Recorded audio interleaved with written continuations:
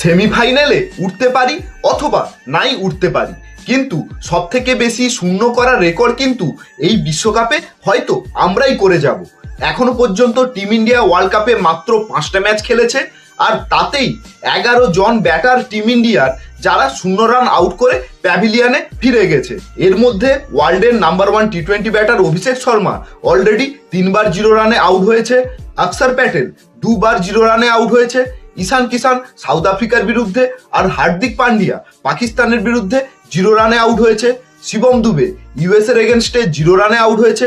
এছাড়াও বরুণ চক্রবর্তী, রিঙ্কু সিং আর জাসপ্রীত বুমরা এই 3 জনে একবার করে 0 রানে আউট হয়েছে। বিশ্বের সেরা ব্যাটিং লাইন আপ যদি এভাবে 0 রান করাতে বিশ্ব রেকর্ড করে, সেটা কিন্তু আমাদের জন্য খুব লজ্জার হতে চলেছে।